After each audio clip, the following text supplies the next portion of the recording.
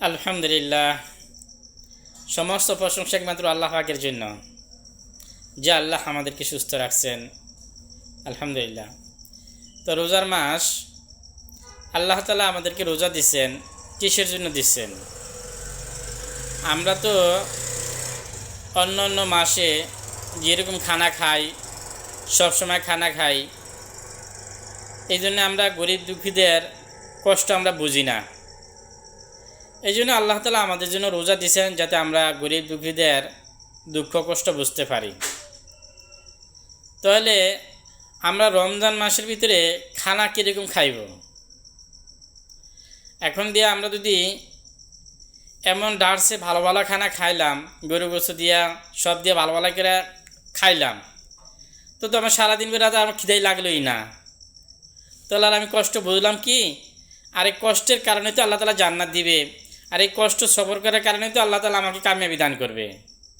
তো আমি ফ্যাটের এমন বইরা খানা খাইলাম তো সারাদিন মধ্যে আমার কোনো কষ্ট লাগলো না, তাহলে তা লাভ হইল না।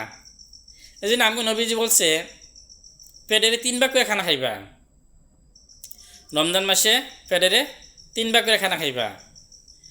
1 ভাগ পানির জন্য, 1 ভাগ ভাতের জন্য, আর 1 ভাগ খালি রাখবা। তাহলে রোজার ভিতরে কিছুটা হইলো তোমার কষ্ট আসবে, আর এই কষ্টটা যখন তুমি সবর করবা, তাহলে না আল্লাহ তাআলা এটার বিনিময়ে আল্লাহ তোমাকে জান্নাত দিবে। এখন আমি রমজান মাসের বাইরে খাইতাম নিষ্ঠা খানা, এখন রমজান মাসে আমি প্রতিদিন গরু গোস্ত, মাছ গোস্ত আবার খাই, কি খাইতে খাইতে একবারে গলা বন্ধ ডাকেলাই, আর যে একটু পানি খাইব ওইটাও থাকে না, তাহলে তারা হইল না। এই জন্য আমি নবীজি বলছে, পেটের 3 ভাগ করে খাইবা, 1 ভাগ খালি রাখবা, 1 ভাগ পানি দিয়ে ভর্তি করবা, 1 ভাগ ভাত তরকারি দিয়া ভর্তি করবা। তাহলে এই রোজার দ্বারা তুমি লাভবান হইবা।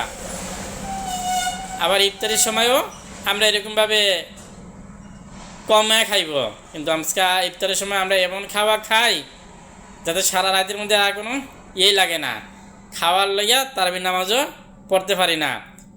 না, খানা বেশি খাইলে মরণ, কম খাইলে মরে না। কম খাইলে আজকে এত রোগ, এত অসুস্থ মানুষ কেন হয়? আমরা নবীর কথা ছাইড়া দিছি। নবীজি বলছে পেটেরে 3 ভাগ করে খাইতে, কিন্তু আমরা পেটেরে 4 ভাগেরই আমরা ভাত তরকারি দিয়ে বইরা লাই, খালি আর রাখি না। তো না রাখার কারণেই গ্যাস্ট্রিক দেখা দেয়, বিভিন্ন সমস্যা হয়। তো এই জন্য আল্লাহ তাআলা আমাদের যে কথাগুলো বললাম, শুনলাম, এরপর আল্লাহ তাআলা আমাদেরকে আমলকে তৌফিক দান করুক। আমিন ওয়া আখিরু দাওয়ানা আলহামদুলিল্লাহি রাব্বিল আলামিন।